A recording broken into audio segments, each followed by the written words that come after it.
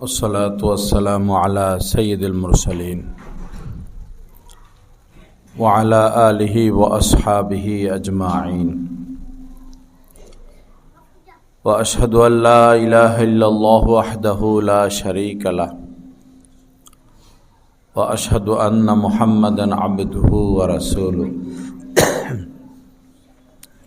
أما بعد قال النبي صلى الله تعالى عليه وسلم الكلمة الطيبة صدقة أو كما قال عليه الصلاة والسلام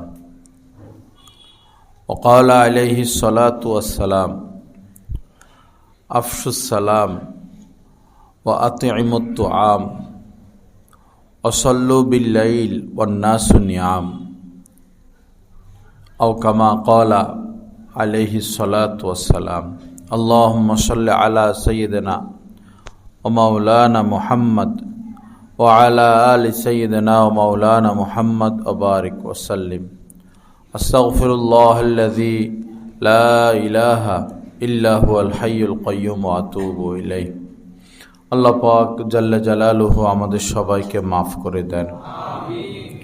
দ্বীনের সহি বোঝ আল্লাহ আমাদেরকে দান করেন। আল্লাহ পাকের মহব্বত সান্নিধ্য আল্লাহ পাক মেহেরবানি করে আমাদের সবাইকে নসিব করে দেন। লা ইলাহা ইল্লাল্লাহ। হুজুর পাক সাল্লাল্লাহু আলাইহি সাল্লাম বলেন, একটা সুন্দর কথা, আল কালিমাতুত তাইয়্যিবা, দ্বীনের একটা কথা, একটা উপদেশ, নসিহত, একটা ভালো কথা, এটাও একটা সদকা সমতুল্য, এটাও একটা সদকা। কেউ গরিব মানুষ দান সদকা করতে পারে না, তো আল্লাহ রাসূল তার জন্য রাস্তা খোলা রেখেছেন। সে ভালো কথা বলবে, সুন্দর কথা বলবে, তো এটাও সদকা, এটাও সদকার সমতুল্য। একজন মানুষ সারা দিন দান সদকা করতে পারে না। মসজিদের মধ্যে তো মসজিদের দান বাক্সে দেয়, মসজিদ থেকে বের হলে এক দুইজন ফকির আছে দেয়, বা 5 জন ফকিরকে দেয়। ফকির তো দাঁড়ানো 50 জন, সবাইকে তো দেওয়া সম্ভব হয় না, বা সবাইকে দিলেও হয়তো আজকের দিনে আর দেয় না।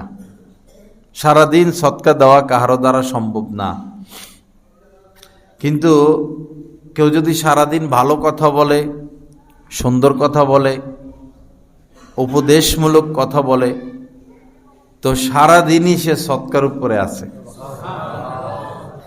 কি সহজ রাস্তা আল্লাহ রাসূল আমাদের জন্য রেখেছেন। আমাদেরকে আল্লাহ পাক ভালো কথা বলারও তৌফিক দিয়েছেন।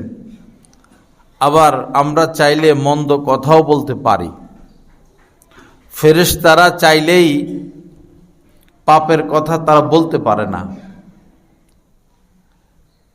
একটা আম গাছ, সে চাইলেই জাম ধরতে পারে না তার মধ্যে, কিন্তু আমরা এবং জিন জাতি, আমাদেরকে কাজের ইখতিয়ার দেওয়া হয়েছে। আমরা ভালো করতে পারি, মন্দ করতে পারি। এজন্যই আমাদের জন্য বদলা। ভালো কাজ করলে অনন্ত অসীমের জন্য জান্নাত, আর মন্দ কাজ করলে শাস্তি। তো সব সময় ভালো কথা বলার চেষ্টা করা। আমরা মানুষ বহুরূপী, আমরা মানুষ বহুরূপী, স্বার্থকেন্দ্রিক। আমরা রূপ পরিবর্তন করে ফেলি। আল্লাহ পাক তো অন্তর দেখেন, আল্লাহ পাক অন্তরে খবর রাখেন। রূপ পরিবর্তন না করি, সব জায়গায় একই রূপ পেশ করি, ভালো রূপ। যেমন যারা নিম্ন শ্রেণীর তাদের সাথে এক রূপ, আবার যারা উপরের শ্রেণীর তাদের সাথে আরেক রূপ। আল্লাহ পাক দোনো অবস্থায় আমার দিকে লক্ষ্য করতেছেন। গরিব, দুঃখী, স্টাফ, কর্মচারী, রিক্সাওয়ালা, সুইফার, মুচি, তাদের সাথে কেমন আচরণ, আর উপরের শ্রেণীর লোকদের সাথে কেমন আচরণ, আল্লাহ পাক এটা দেখেন। দুইটা সেজদা দিয়েই যে জান্নাতে চলে যাব আর নিজের সংশোধন করব না, বিষয়টা এরকম না। সংশোধন ফরজ, ইসলাহ ফরজ। নবীজি আজীবন ইসলাহ করে গেছেন আর সাহাবা ইকরাম ইসলাহ গ্রহণ করছেন। আমাদের এই জামানায় সেটাই কমতি, আমরা ইসলাহ বুঝি না। অন্যগুলো ভালোই বুঝি, ইসলাহ বুঝি না। আল্লাহ আমাদেরকে ইসলাহ হওয়ার তৌফিক দান করেন।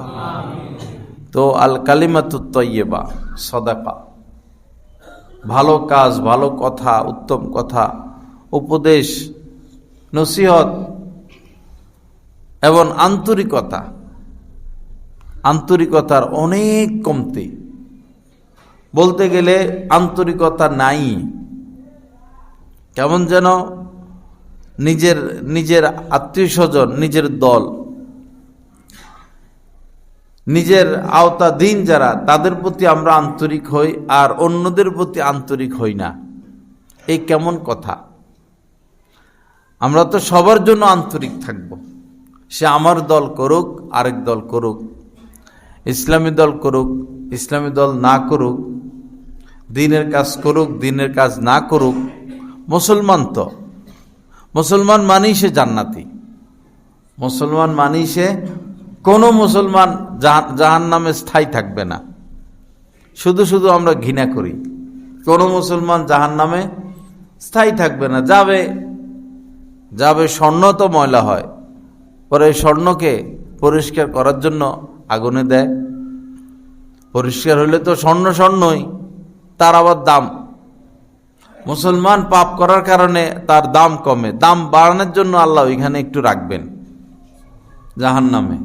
তাও তেমন কোনো আলাপ খোঁজ খবর থাকবে না, মৃত্যু দিয়ে দিবেন এক ধরনের। আমাতাহুল্লাহ ইমাতাতান। মুসলমান যাদেরকে জাহান্নামে নিক্ষেপ করা হবে, এদেরকে এক ধরনের মৃত্যু দিয়ে রাখবেন, খবরও নাই এই যে আগুনে জ্বলতেছে। নির্ধারিত একটা সময় জ্বলবে, পরে ঠিকই তো জান্নাতে চলে আসবে। আমরা হইচই করি আর কি, ওইটা কাফের, ওইটা বেদাতি, ওইটা মুনাফিক। আল্লাহ পাক তো ঈমান দেখতেছেন যে ঈমান তো আছে, ঈমানই আসল। জাহান্নামের এই সমস্ত শাস্তি তো মূলত হেদের জন্য, কাফেরদের জন্য। তা আমরা হইচই না করি, হইচই না করি, সবাইকে মহব্বত করি, আন্তরিকতা রাখি। আর দিন ও নাসিহা, দিন মানে হচ্ছে আন্তরিকতা, সবার জন্য আন্তরিকতা। কাউকে গালি দিব, কাউকে মহব্বত করব, এমন কেন করব? যাকে মহব্বত করতেছি তার মধ্যেও তো কমতি থাকতে পারে, আর যাকে গালি দিচ্ছি তার মধ্যে কি ভালো কিছু নাই? অবশ্যই ভালো কিছু আছে। ভালো মন্দ নিয়েই তো মানুষ। একজন মানুষ যত খারাপ হোক, তার মধ্যে কিছু না কিছু ভালোই আছে। আর একজন মানুষ যত ভালো হোক, আমি যত প্রশংসা করি, তার মধ্যেও কিছু কি আছে? খারাপই আছে। ইদানিং কি অনেক আগ থেকে একটা জিনিস চোখে পড়ে, চোখে পড়ার মতো। গীবতের যে বিষয়টা, মানুষ মায়েরও গীবত করে, বাবারও গীবত করে, ভাই বোনেরও গীবত করে, আলেম ওলামার গীবত করে, মসজিদের ইমাম খতিবের গীবত করে, মুয়াজ্জিন ওনাদের গীবত করে। কিন্তু যে যে দল করে, দলের লোকের গীবত করে না। দলের যে প্রধান, দলীয় নেতা, তাদের গীবত, যে যে দল করে, তারা কি তাদের দলের লোকের গীবত করে? তো দলের লোকেরা কি সব ফেরেশতা? আমাদের দেশে যারা রাজনীতি করে সব ফেরেশতা? সব জিবরিল আমিন না ফেরেশতার উপরে? বাপসাবে তো মনে হয় দলের যারা রাজনীতি করে তারা ফেরেশতার উপরে, তাদের গীবত তারা করে না। বরং শুনতেও পারে না, নিজে তো গীবত করে না। দলীয় লোকের দোষ ত্রুটি কেউ যদি বলে, গায়ের মধ্যে কি লাগে? আগুন লাগে, মনে হয় আগুন লাগলো, এরকম স্যাত করে উঠে। তো আশ্চর্য বিষয়, আপনি মায়ের গীবত করেন, বাবার গীবত করেন, ভাই বোনের গীবত করেন, আলেম ওলামার গীবত করেন, আর দলীয় লোকরে ফেরেশতার উপরে নাকি আল্লাহর উপরে বসে রাখছেন। আল্লাহ পাকই ভালো জানে, বড় আশ্চর্যজনক কথা। আবার বিপরীত ওলাদের যা পারে সারাদিনই কয়, যা পারে সারাদিন কয়। এত কেন আমাদের দলের মায়া বুঝে আসলো না? দল কি আপনাকে জান্নাতে নিবে? দল কাউকে জান্নাতে নিবে? দল তো জাহান্নামে নিবে। যদি অপরাধীদেরকে আমরা সমর্থন করি, জাহান্নামে যেতে হবে। আল্লাহ আমাদেরকে মাফ করে দেন। আল্লাহ পাক সহি বুঝ দান করেন। গতি ঠিক রাখি, সীমা লঙ্ঘন না করি, সব ক্ষেত্রেই সীমা লঙ্ঘন না করি, নিজের গতি ঠিক রাখি, গণ্ডির বাহিরে না যাই, গণ্ডির বাহিরে না যাই। তো হিতাকাঙ্ক্ষী হওয়া, আন্তরিক হওয়া, হিত কামনা করা, কল্যাণ কামনা করা, এটা শুধু আমার আত্মীয়, আমার পরিবার, আমার বংশ, আমার দল, এদের জন্য নাকি সকল মুসলমানের জন্য? সকল মুসলমানের জন্য। তখন আপনার মধ্যে দ্বীন আসবে। আর দ্বীন ওয়ান নাসিহা লিল্লাহি অলি রসুলিহি অলি আইম্মাতিল মুসলিমিনা ওয়া আম্মাতিহি। আল্লাহর জন্য, আল্লাহ রাসূলের জন্য, সমস্ত মুসলমানদের জন্য এবং মুসলিম রাজা বাদশার জন্য। খামোখা মুসলিম রাজা বাদশাদের সমালোচনায় না যাওয়া। দোষ ত্রুটি আছেই, বাদশা হয়ে গেছে, বস তাকে মেনে নেওয়া। হ্যাঁ, যখন সে আল্লাহ রাসূলের বিরুদ্ধে যায়, কোরআন হাদিসের বিরুদ্ধে যায়, তখন তো সেটা মানা যাবে না। কিন্তু অযথা মুসলিম রাজা বাদশাদের পিছনে লেগে না থাকা। আল্লাহ তারা বাদশা বানাইছেন, হয়তো সে আপনার দলের থেকে হয় নাই, আরেক দলের থেকে হয়েছে, হয়ে তো গেছে, এখন তো সে বাদশা, তাকে মানতে হবে। তার আইন মেনে নেওয়া, তার শাসন মেনে নেওয়া, তাকে সম্মান করা, তার কল্যাণ কামনা করা, তার জন্য দোয়া করা। হয়ে গেছে সে মন্ত্রী, হয়ে গেছে এমপি, এখন বস তার জন্য দোয়া করা, তার প্রতি আন্তরিক হওয়া, আল্লাহ যেন তাকে সংশোধন করে দেন, সে যেন ভালো পথে থাকে। আমরা তো সমস্ত মুসলমানদের জন্য দোয়া করি না। দোয়ার ক্ষেত্রে আমাদের কৃপণতা, দান সৎকার করার ক্ষেত্রে কৃপণতা। এমনি তো দেখি আমার দিকে তাকাইয়া সবাই বয়ান শুনে, যখন কালেকশনের কথা কই তখন তো এই ডাইনে তাকায়, বামে তাকায়, চেহারা কালো হইয়া যায়, নিচের দিকে তাকায় বসে থাকে। টাকা পয়সা লইয়া কয়জন কবরে গেছে, কয়জন টাকা পয়সা নিয়ে কবরে গেছে। আহা, বুঝ নাই, এত কৃপণতা তো ঠিক না। যার যতটুকু সমর্থন আছে, ভাই, আপনি 5 লাখ দিতে পারবেন, আপনি 5,000 দিতে পারবেন, আপনি 500 দিতে পারবেন, আপনি 5 টাকা দিতে পারবেন, আপনার অবস্থা অনুযায়ী আপনি দিবেন। এমন তো কেউ নাই যে 5 টাকাও দিতে পারবে না। কিন্তু বহুত আল্লাহর বান্দা আছে, পুরো সপ্তাহ যায় 10টা টাকা সদকা করে না, 10টা টাকা সদকা করে না, পুরো সপ্তাহ চলে যায়, মাসও যায়। এমন আল্লাহর বান্দা আছে, খায় লয়, মাস চলে যায়, কাহারও হাতে কিছু দিতে পারে না, কোথাও কোনো সহযোগিতা করে না। তো এদের হয় কি, অন্য লাইনে এদের টাকা শেষ হয়ে যায়। আপনার 5,000 টাকা ইনকাম মাসে, যদি আপনি কিছু সৎকার দিতে থাকেন, ভরপুর বরকত হবে। আর সৎকার দেন না, শুধু টাকা জমান, এই স্ত্রীর এই হয়েছে, ছেলের এই হয়েছে, মেয়ের এই হয়েছে, হারাইয়া গেছে, চোরে নিয়ে গেল, লস খাইলো, যাবেই টাকা।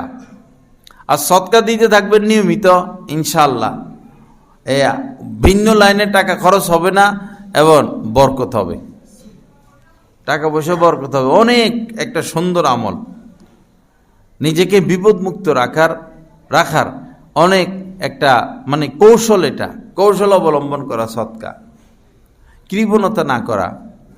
মাশাআল্লাহ, এখন এই নতুন কার্পেটে বসছেন সবাই, তো যেদিন আমি কার্পেট কালেকশন করি সেদিন তো সবার মুখ বন্ধ, একবারে টোটালি মুখ বন্ধ।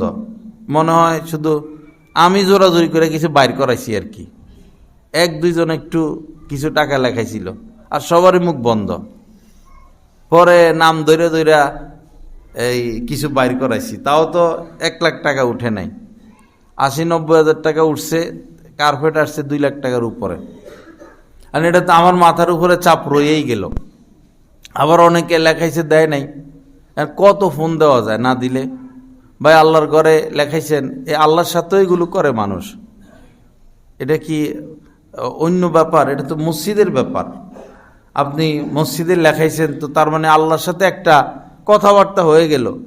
আল্লাহই তো আপনাকে সম্পদ দিলেন, আল্লাহর ঘরে লেখাইয়া দিলেন না তো আল্লাহ যদি 5 লাখ নিয়ে যায়, 5 কোটি নিয়ে যায়, রাস্তায় বসাই দেয় আপনাকে, আল্লাহ পারেন কি না? অবশ্যই পারেন। এত দুঃসাহস, সীমা লঙ্ঘন তো ঠিক না। আল্লাহর ঘরের ব্যাপারে সতর্ক থাকা চাই, সাবধান থাকা চাই। যখনই মসজিদে ঢুকবো আসবো একটা ভয় ভিতরে, আল্লাহর ঘরে আসতেছি, একটা ভয়, একটা আদব, আল্লাহর ঘরে আসতেছি, একটা ভয়, একটা আদব এবং একটা আতঙ্ক বা একটা ভয় এইভাবে রাখা। জীবনে যদি আর আসতে না পারি, আমার গুনার কারণে, সীমা লঙ্ঘনের কারণে যদি আল্লাহ আমাকে আসতে না দেয়। বহু মানুষ আছে প্রতি বছরই উমরা যায়, প্রতি বছরই হজ করেন, আল্লাহর বহু বান্দারা আছেন। অথচ বহু মানুষ এমন আছেন, ধনী মানুষ, জীবনে একবার গেছে শেষ, আর আল্লাহ নেয় নেই। অথচ প্রতি সপ্তাহে যাওয়ার ক্ষমতা রাখে, প্রতি মাসে উমরা যাওয়ার ক্ষমতা রাখে, প্রত্যেক বছর হজ করার তার অবস্থান আছে। কমবে না সম্পদ? আল্লাহ নেয় না তারে? আমি বহু মানুষকে বলছি, যান না, সময় তো শেষ, একটা উমরা করে আসেন, আপনি তো প্রতি বছরই উমরা করতে পারেন, হজ করেন। কয় এত পাপ করে হজ করে আর কি হবে? কয় এত আগে ভালো হইয়া লই পরে উমরা যাই, এগুলো কোনো কথা? ওইখানে যাবেনই তো ভালো হওয়ার জন্য, ওখানে তো যাবেনই ভালো হওয়ার জন্য। ওইখানে যাইয়া সীমা লঙ্ঘন না করা, সেখানে যাইয়া এই ছবি না তোলা, এর ধাক্কাধাক্কি না করা, এই যে পাথরে চুমা দিতে যাইয়া মহিলা মানুষের সাথে লাগে না, মহিলা মানুষ বেডি মানুষের সাথে স্পর্শ হয়, কি ধাক্কাধাক্কি করে, কোনো কথা এগুলা? এখানে আপনার উপর আল্লাহ ওয়াজিব করছেন না ফরজ করছেন? কেন পাথরে চুমা দিতে যাইয়া এত রিক্সে যাবেন? যাদের জ্ঞান বুদ্ধি কম হেরা করুক, এটা আপনি কেন করবেন? আল্লাহর ঘরের এই যে গিলাফ, এই গিলাফে খুশবু লাগানো থাকে। এহরাম অবস্থায় খুশবু নিষেধ। যখন কেউ এহরাম পরবে তখন খুশবু লাগাইতে পারবে না। এখন আপনি কুস্তি দস্তি করে যায় কাবার ঘর ধরেন, তা আপনি তো এখন একটা নিষিদ্ধ কাজ করলেন। এক হইল খুশবু হাতে লাগাইলেন, আবার আপনার হাতের ময়লা আল্লাহর ঘরে লাগাই দিলেন। হাতে তো ময়লা টয়লা থাকতেই পারে। আজমত তো হইল সম্পর্ক তো হবে কাবার জন্য, এত কাবার প্রতি মহব্বত তো আমরা রাখবই, কিন্তু কাবার মালিকের প্রতি থাকবে মহব্বত, আসল মহব্বত, মালিকের প্রতি মহব্বত, মালিকের প্রতি তাজিম, মালিকের ভয়। হযরত ওমর রাদিয়াল্লাহু তাআলা তো বলছেন যে তুমি তো একটা পাথর, কাবাগরকে বলছেন তুমি তো একটা পাথর, আল্লাহ রাসূল যদি তোমাকে সম্মান না দেখাইতেন তো আমিও সম্মান দেখাইতাম না। তা আল্লাহ রাসূলও তো পাথর স্পর্শ করতে যান নাই, তাওয়াফের সময় ইশারা দিছেন। কারণ আল্লাহ রাসূল যদি প্রত্যেক তাওয়াফেই পাথর স্পর্শ করতেন, চুমু দিতেন, তাইলে তো আমরা এটাকে সুন্নত মনে করতাম, জীবন দিয়ে দিতাম আমরা, সবাই চুমু দিতে যাইতো। তখন হজের পরিবেশ, উমরার পরিবেশ থাকতো না। লক্ষ লক্ষ মানুষ, গত এক মাসে 7 থেকে 8 কোটি মানুষ উমরা করতে গেছে এক মাসের হিসাবে। আপনি না গেলে কি হয়েছে? আপনি আপনার টাকা পয়সা লইয়া মরেন, আর ওই নাফরমানদেরকে খাওয়ান আর এদেরকে দিয়ে যাইয়েন। আপনি না গেলে কি হয়েছে? ওইখানে কি যাওয়ার লোকের অভাব আছে? 7 থেকে 8 কোটি লোক গেছে। এখন তো গরম না, ঠান্ডা বাতা, মানে সহনীয়, গরমও না শীতও না, এমন পরিবেশ সেখানে। এখন ধুমছে মানুষ যাইতেছে। আপনার কপালে নাই, আপনি যাইয়েন না। আপনি শুধু খান, নাফরমানদেরকে খাওয়ান আর নাফরমানদেরকে সম্পদ দিয়ে যান। ওয়ালা ইয়াকুল তুয়ামাকা ইল্লা তাকিয়ুন, নবীজি বলেছেন মুত্তাকি ব্যতীত কেউ যেন তোমাদের খানা না খায়। তোমরা যে আয় রোজগার করো পুরুষেরা, খাওয়াইবা মুত্তাকিদেরকে খাওয়াইবা, নাফরমানদেরকে খাওয়াইও না। এখন আমাদের ছেলে মেয়ে কি মুত্তাকি না নাফরমান, আমাদের তো সেটাও চিন্তা করা উচিত। মুত্তাকিকে খাওয়াচ্ছি নাকি নাফরমানকে খাওয়াচ্ছি? নাফরমানদেরকে তো খাওয়ানো নিষেধ। তো এখন কি করার হইল এদেরকে মুত্তাকি বানানোর চেষ্টা করতে হবে। ছেলে মেয়ে তো শরীরের অঙ্গ, কেটে তো ফেলে দেওয়া যায় না, এদেরকে মুত্তাকি বানাইতে হবে, লেগে থাকতে হবে, চেষ্টা করতে হবে। কিন্তু সেই চেষ্টাটুকুন তো আমরা করি না, সেই চেষ্টাটুকুন করি না। তাকওয়ার পথে আনার সেই ফিকির আমাদের কম। সাহাবা ইকরাম তাদের ছোট ছোট বাচ্চাদেরকেও আল্লাহ রাসূলের সোহবতে নিয়ে যাইতেন। সাহাবা ইকরামও সোহবতে পড়ে থাকতেন, বাচ্চাদেরকেও নিয়ে যাইতেন। আল্লাহ রাসূল বাচ্চাদেরকে দেখে আদর করে দিতেন। ওই আদরের প্রভাব বাচ্চাদের উপর সারা জীবন থাকতো। আমার শায়েখের এখানে দেখি তা মানুষ ছোট বাচ্চা নিয়ে আসে, বসে, হযরতুল্লাহ আদর করে দেন, এটার একটা প্রভাব পড়ে। আমরা আমাদের বাচ্চাদেরকে নিজেরাই তো যাই না আল্লাহওয়ালাদের সোহবতে, বাচ্চাদেরকে আর নিব কি? সোহবত ছাড়া তো কাহার মধ্যে দিন আসতে পারে না, কামেল দিন। আলেমের সোহবত ব্যতীত কাহার মধ্যে দিন আসতে পারে না। সোহবতই মূল, সোহবতই আসল। অর্থাৎ থানবী রহমতুল্লাহ আলাইহি যে সমস্ত কথা বলে গেছেন, এগুলো আমরা বললে তো মানুষ আমাদেরকে মাইর দিবে, দৈরা মাইরে দিবে। কি বলে গেলেন উনি বলছেন যে কেউ যদি কোনো আল্লাহওয়ালা সোহবতে না যায়, এমনি ন্যাক আমল করে, সব ঠিক আছে, সোহবতে যায় না, সে কোনো দিন আল্লাহকে পাবে না, আল্লাহর মহব্বত সে পাবে না। বাস্তবে আমরা দেখি যারা সোহবতে যায় না এরা মহব্বত বুঝে না, আল্লাহ রাসূলের প্রেম এদের মধ্যে নাই, কাবার প্রেম নাই, রওজার প্রেম নাই, দিনের প্রেম নাই। এমনি দিনের কাজই করে, শুকনা মোল্লা আর কি, কাঠ, ভিতরে খুশকু, একবারই শুকনা। সোহবতে যায় নাই, প্রেম ভালোবাসা নাই। ইবাদতে মজা আসবে, স্বাদ আসবে যখন আমার অন্তরে আল্লাহ রাসূলের প্রতি প্রেম আসবে, ভালোবাসা আসবে। শেষ রাত্রে ঘুমের এত চাপ কেমনে উঠে? প্রেমে উঠে, মহব্বতে উঠে। সেরা সেরি প্রেম করে তো দেখা সাক্ষাতের সুযোগ নাই, পরে সেরি বলছে যে রাত্রে 3:30 বাজে আসবা, তো এই বেড়া হয়তো ঘুমায় না, অথবা ঠিকই 3:30 বাজে উঠে যায়।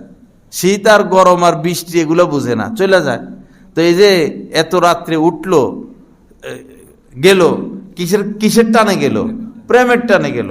যখন এই প্রেম আল্লাহর প্রতি হবে, আল্লাহ রাসূলের প্রতি হবে, কাবার প্রতি হবে, নবী রওজার প্রতি হবে, তখন কি সে পাপ করতে পারে? নাফরমানি করতে পারে না। এই যে বারবার মানুষ যারা উমরা যায়, কাবার টানে যায়, প্রেম। আল্লাহকে তো দেখি না, আল্লাহর ঘরটা দেখে আসি। আল্লাহকে দেখি না, আল্লাহর ঘরটা দেখে আসি। আল্লাহ রাসূলকে দেখি না, রাসূলের রওজা দেখে আসি, রাসূলের পাশে একটু বসি। যারা উমরা করতে যায়, জীবদ্দশায় যাওয়া আর এখন যাওয়া এতটুকু পার্থক্য। জীবদ্দশায় গেলে সরাসরি রাসূলকে দেখা যেত, এখন গেলে দেখা যায় না, এতটুকু। কিন্তু জীবদ্দশায় গেলে যেভাবে রাসূলের সাথে আপনি বসার সুযোগ পাইতেন, এখনো গিয়ে তো বসার সুযোগ পাচ্ছেন। এটা তো সোহবতই হচ্ছে। এতটুকু যে রাসূলকে দেখা যায় না, কিন্তু রাসূল তো দেখেন, রাসূল তো আমার কথার উত্তর দিচ্ছেন, সালামের জবাব নিচ্ছেন, আমাকে দেখতেছেন যে আল্লাহ রাসূলের রওজা জিয়ারত করবে জীবনে একবারও, আল্লাহ সে অবশ্যই রাসূলের সুপারিশ পাবে। আল্লাহ রাসূল তার জন্য অবশ্যই সুপারিশ করবে। কত বড় নিয়ামত! শুধু বান্ডিল গণায় শিখলাম, আফসোস, বান্ডিল গণা শিখলাম। বান্ডিল গয়না কি হবে, আর জায়গা কিনা কি হবে?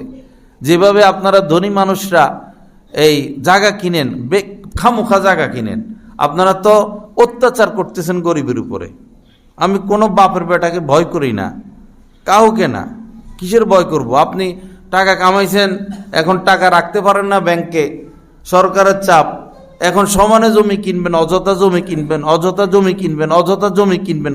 কয় বিঘের উপরে আপনারা কবর দিবে? আপনারা যে কবরে রাখবে, কয় বিঘের উপরে আপনার কবর খনন করা হবে? আপনি আপনাকে প্রশ্ন করেন, কেন এত ঝামেলা বাড়ান? এত জমি, সারাদিনই জমি কিনে কিছু মানুষ আছে দেখতেছি। আল্লাহর ভয় এদের অন্তরে নাই, এদের অন্তরে আল্লাহর মহব্বত নাই, রাসূলের মহব্বত নাই, দিনের প্রতি খরচ করতে পারে না। জমি কিনা 1 লাখ টাকা জমি হয়ে গেছে 1 কোটি। এখন আপনার টাকা আছে, আপনি কিনতেছেন, গরিব কি এই? তাহলে গরিব সব লাথি মেরে গরিব থেকে বাইর করে দেন। যত গরিব দুঃখী আছে সব লাথি মেরে বাইর করে দেন, যে তোদের জন্য এই শহর না, এটা আমাদের ধনীদের শহর, তোরা বাইর হ। তোরা এই দেশে কি জন্য আসছিলি? বাইরে তোরা গরিবের থেকে। কি শুরু হইলো এগুলা? সিন্ডিকেট করে করে, আর যাদেরকে পছন্দ করেন, ভালোবাসেন, যাদেরকে গলার মধ্যে ফুলের মালা দেন, যে চোরেরা আইলে 100টা গেট দেন, হে চোরেরাই তো সিন্ডিকেট করে করে করে করে 40-50 হাজার টাকা ছিল স্বর্ণের বড়ি, এটারে নিয়ে গেছে এখন 2.5 লাখ টাকা পর্যন্ত। সকল অকর্মের মধ্যে, অশান্তির মধ্যে, অস্থিরতার মধ্যে, অপকর্মের মধ্যে এই রাষ্ট্রপ্রধানরা এবং যাদের পিছিয়ে আপনারা ঘুরেন হেরা, সকল অকল্যাণের মধ্যে তারা। একটু চিন্তা করে দেখেন, একটু ভাইবে দেখেন, সকল অকল্যাণের মধ্যে তারা। কোনো রিক্সাওয়ালা দেশের টাকা বিদেশে পাঠায় না, কোনো আলেম ওলামা অর্থ পাচারের মধ্যে লিপ্ত নাই, শিক্ষক, স্কুলের শিক্ষক, মাদ্রাসার শিক্ষক, মধ্যবিত্ত যারা, তারা এই দেশকে ভালোবাসে, এই দেশের মধ্যে তারা তাদের সম্পদ রাখে। এই দেশের থেকে সম্পদ বিদেশে কারা পাঠায় একটু চিন্তা করে দেখেন। দেশকে খালি করে কে? দুর্নীতি করে কে? কারেন্টের বিল কে দেয় না? গ্যাসের বিল কে দেয় না? সমস্ত অপকর্মের মধ্যে এই সমাজের মধ্যে কারা জড়িত একটু ভেবে দেখুন আপনারা। কেন এত বেয়াক্কল হচ্ছেন? কেন চোখকে পিঠে নিয়ে যাচ্ছেন? কেন অন্তর দিয়ে চিন্তা করেন না? আল্লাহর কাছে জবাব দিতে হবে এই সমস্ত ব্যাপারের জন্য। কারা দেশের জন্য কল্যাণকামী আর কারা অকল্যাণকামী? আপনি কিসের প্রেমে পড়ে আছেন? কাকে ভালোবাসতেছেন? কাদেরকে ভালোবাসতেছেন? 12 লক্ষ সৈনিক শেষ এই ইউক্রেন আর রাশিয়ার যুদ্ধে। এখানে মুসলমান সৈনিকও আছে। 12 লক্ষ সৈনিক। পুতিনের কি হইল আর ট্রাম্পের কি হইল? হেদের জিদাজিদের কারণে 12 লক্ষ মানুষ শেষ হয়ে গেল। 12 লক্ষ সৈনিক মানে 12 লক্ষ পরিবার। দ্বিতীয় বিশ্বযুদ্ধের পর এত সৈনিক আর হতাহত হয়নি। তার মধ্যে রাশিয়ার সৈনিক বেশি মারা গেছে। এর কি করবে? গরিব মানুষ চাকরি নিছে, চাকরি খাতিলে যাইতে হইতেছে যুদ্ধে, যাইয়া শেষ, নিজের জীবনটা শেষ। জীবন কি এক এক মানুষের 10টা জীবন? এদের বাড়াবাড়ির কারণে এই 1 টাকার জিনিসের দাম হয়ে গেছে 5 টাকা। এজন্য অসৎ লোককে রাজা বাদশা বানাইতে নাই। আপনি মসজিদের ইমাম সাহেব নিবেন, ইমাম সাহেব যে নেয় মানুষ, খতিব সাহেব নেয়, কি যাচাই বাছাই। ইমাম একজন নিতে, আবার ইমাম সাহেবের চাকরিও দ্রুত চলে যায় যদি কোনো কারণে ইমামের স্ত্রী পর্দা না করে। ইমাম সাহেব যদি এদিক সেদিক কিছু হয়, সাথে সাথে মিটিং ডেকা, যান হুজুর বিদায়। একটা মসজিদের ইমামের ব্যাপারে এত সতর্ক, তো রাষ্ট্রপ্রধান তো সবচেয়ে বড় ইমাম, সে তো লক্ষ লক্ষ মসজিদের ইমাম, তার ব্যাপারে কত সতর্ক হইতে হবে আপনাদেরকে। রাষ্ট্রপ্রধান তো সকল ইমামের ইমাম, রাষ্ট্রপ্রধান সকল ইমামের ইমাম, তো তার ক্ষেত্রে যাচাই বাছাই করবেন না কেন? রাষ্ট্রপ্রধানের ক্ষেত্রে কেন যাচাই বাছাই হবে না? আল্লাহ সহি বুঝ দান করেন। আল্লাহ পাক আমাদেরকে মাফ করে দেন। আল্লাহ পাক ইসলাহ কামেল নসিব করেন। যাই হোক ভাইরা, আল্লাহ রাসূলের প্রেম, আল্লাহ রাসূলের প্রেম, ওই প্রেমের কমতি। তো যেটা বলতেছিলাম, হযরতে থানবী রহমতুল্লাহ যে কথা বলে গেছেন, কেউ যদি কোনো আল্লাহওয়ালার সোহবতে না যায়, কোনো দিন তার ভিতরে আল্লাহর প্রেম আসবে না, আল্লাহ রাসূলের প্রেম আসবে না। সে শুকনা শুকনা ইবাদত করবে, শুকনা শুকনা ইবাদত। এবং হযরত থানবী রহমতুল্লাহ এও বলেছেন যে কোনো আলেম হোক, সে অনেক বড় আলেম, কিন্তু কোনো আল্লাহওয়ালার সোহবতে সে যায় নাই। হযরত বলেন যে আমরা দেখি নাই এরকম আলেমের দ্বারা কোনো মানুষ হেদায়েত পাইতে। আশ্চর্য কথা। হযরতের এই বাণী পড়ার পরে আমি চিন্তা শুরু করলাম যে কি বললেন উনি, এত বড় কথা বললেন। কি বলছেন আবার বলি আমি। হযরত বলছেন যে আলেম, অনেক বড় আলেম হোক, একজন আলেম সে নিজের ইসলাহের জন্য কোনো আল্লাহর ওলির সোহবতে যায় নাই। হযরত থানবী বলেন যে এরকম আলেমের দ্বারা একজন মানুষের হেদায়েত পায় নাই। পরে আমি চিন্তা করতে করতে করতে করতে করতে করতে আরে কথা তো দেই, ঠিকই কথা, অনেক বড় আলেম কিন্তু তার নিজে ইসলামের জন্য কারো সোহবতে যায় নাই, ঠিকই তো তার দ্বারা কেউ হেদায়েত পায় নাই। হয়তো সে ওয়াজ করে, হয়তো সে বুখারী পড়ায়, হয়তো সে মুসলিম পড়ায়, হয়তো সে খতিব ইমাম, কিন্তু তার দ্বারা হেদায়েত তো কেউ পায় নাই। এটাই আসলে সত্য কথা। আবার এও বলেছেন যে আলেম না সিন কফ উচ্চারণ করতে পারে না, এই কথা বলছেন ডাইরেক্ট আল ইলমু ওয়াল উলামা কিতাবে, যে আলেম না সিন আর কফ সঠিকভাবে উচ্চারণ করতে পারে না, এতটা সে জাহেল, কিন্তু কোন আল্লাহওয়ালা সোহবতে আসা যাওয়া করে, এই তো আলেম না, কিন্তু এই লোকের দ্বারা বহু মানুষ হেদায়েত পায়। বহু মানুষ হেদায়েত পায়। সোহবত কি জিনিস? আজ মুসলমান সে সোহবত থেকে মাহরুম, সোহবত থেকে মাহরুম, বঞ্চিত, যার কারণে দিন আসে না। আমাদের এক একজনের মানসিকতা এক এক রকম, এক একজনের রুচি এক এক রকম, এক একজনের চিন্তা ভাবনা ভিন্ন ভিন্ন, কিন্তু দিনের রুচি তো একটা স্বতন্ত্র বিষয়। দিনের রুচি, আল্লাহ আল্লাহ রাসূলের রুচি, কোরআন সুন্নাহর রুচি। আমাদের সমস্ত রুচি মানসিকতা সব কিছু বাদ দিয়ে আমাদেরকে দিনের রঙে রঙিন হতে হবে। দিনের রুচিতে আমাদেরকে মানে দিনের রুচি মোতাবেক আমাদের রুচিকে গড়ে তুলতে হবে। সিবগাতুল্লাহ, আল্লাহ পাকের রং। ওমান আহসানু মিনাল্লাহি সিবগা, আল্লাহর চেয়ে রঙে কে উত্তম? রং বলতে এখানে দিন, রুচি, মানসিকতা। আমাদের সকলের মানসিকতা পবিত্র হতে হবে কোরআন এবং সুন্নাহ মোতাবেক। এখন এটা শিখবো কিভাবে? এই শিকারের রাস্তা হচ্ছে কোনো আল্লাহওয়ালা সোহবতে পড়ে থাকা। সোহবতে থাকতে থাকতে থাকতে থাকতে থাকতে থাকতে থাকতে থাকতে কারো ইসলাহ হয় 20 বছরে, কারো ইসলাহ হয় 18 বছরে, কারো ইসলাহ হয় 15 বছরে, আর কারো 15 দিনেও হয়ে যায়। ইসলাহ করতে হবে। ইসলাহ ফরজে আইন, আল্লাহর ওলি হওয়া ফরজে আইন। আল্লাহর ওলি শুধু যে 5 ওয়াক্ত নামাজ ফরজ, ধনীদের জন্য হজ ফরজ, যাকাত ফরজ, রমজান মাসে রোজা ফরজ, সত্য কথা বলা ফরজ, হালাল খাওয়া ফরজ, অনুরূপভাবে আল্লাহর ওলি হওয়াও ফরজ। আল্লাহর ওলি হওয়াও ফরজ। কেমন ফরজ? কেন? কারণ গুনাহ ত্যাগ করা তো ফরজ, গুনাহ ত্যাগ করা ফরজ। যে গুনাহ ত্যাগ করে ফেলে সেই তো আল্লাহর ওলি, যে গুনাহ ত্যাগ করে সে আল্লাহর ওলি। অতএব আল্লাহর ওলি হওয়াও ফরজ। এই পথে একটু অগ্রসর হই, এই পথে একটু অগ্রসর হই। আল্লাহ আমাদের সবাইকে তৌফিক দান করেন। আল্লাহ পাক আমাদেরকে মানুষ হওয়ার তৌফিক দান করেন। তো শুরুতে যেটা বলতেছিলাম, আল কালিমাতু তাইয়্যিবা সাদাকা, একটা ভালো কথা, সুন্দর কথা, একটা সুন্দর উপদেশ, এটাও সদকা। আমরা একটু চেষ্টা করি, ভালো কথা বলার চেষ্টা করি, সবার সাথে হাসি মুখে কথা বলা। একজন মুসলমানের সাথে কেন আপনি বাপসাপ দেখাবেন? গরিব মানুষ আসলে আপনার মুখে হাসি নাই, আর ধনী মানুষ আসলে জি স্যার, জি স্যার। বিভিন্ন জায়গায় অফিসে ছোট অফিসাররা বড় অফিসারের সাথে জি জি জি জি স্যার স্যার, জি জি জি জি স্যার স্যার স্যার স্যার, জি জি জি। বাবারে বাবারে, এটা মনে সৃষ্টিকর্তার উপরে চলে গেছে। আগেও স্যার, পিছনেও স্যার, মধ্যখানেও sir, sir sir sir sir sir sir sir sir করতে করতে জীবন শেষ। অথচ এই লোকই যখন একটা রিক্সাওয়ালা, একজন গরিব মানুষ, একজন কর্মচারী তার নিজের স্টাফের সাথে কথা বলে, গাল এটা বার করে বাপরে বাপ, মনে কয় রাষ্ট্রের প্রেসিডেন্ট উনি, কত মন্ত্রণালয়ের প্রধান। এই দুইমুখী চরিত্র ঠিক না। সকল মুসলমানের সাথে ভালো আচরণ, সকল মানুষের সাথে ভালো আচরণ। বরং একজন গরিবের সাথে যদি আপনি ভালো আচরণ করেন, জীবনে সে আপনাকে ভুলবে না, জীবনে সে আপনাকে ভুলবে না, সে আপনাকে মহব্বত করবে। আপনি মারা যাওয়ার পরও সে আপনার জন্য দোয়া করবে। আর বড় লোকের পিছে পিছে যদি ঘুরেন আর ভালো ব্যবহার দেখান, তো বড় লোকে বুঝবে, মনে করবে যে মনে হয় টাকা পয়সা, আমার টাকা পয়সার দিকে নজর আছে, মনে হয় এগুলো মনে করবে, এগুলো মনে করবে। আল্লাহ সহিব বুঝ দান করেন। সবার সাথে ভালো আচরণ, যে আল্লাহ রাসূল যে কাজটার বেশি প্রচার করতে বলছেন, যে আমলটার বেশি প্রচার করতে বলছেন, সেটা আমরা ছাইড়াই দিছি। আল্লাহ রাসূল বলছেন এটার বেশি প্রচার প্রসার করো, এটা আমরা ছাইড়াই দিছি। সেটা কি? সালাম। সালাম নাই।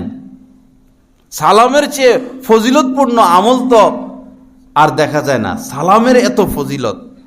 হযরত আব্দুল্লাহ ইবনে ওমর রাদিয়াল্লাহু তাআলা আনহু থেকে এক হাদিস বর্ণিত, নবীজি বলেছেন, কেউ যদি 20 বার মাত্র সালাম দেয়, কোনো জামাতকে হোক, একা একা হোক, কোনো একক ব্যক্তিকে হোক, 20 বার সালাম দিলে হলো প্রতিদিন, তাহলে ওই দিন যদি সে মারা যায় তার জন্য জান্নাত ওয়াজিব।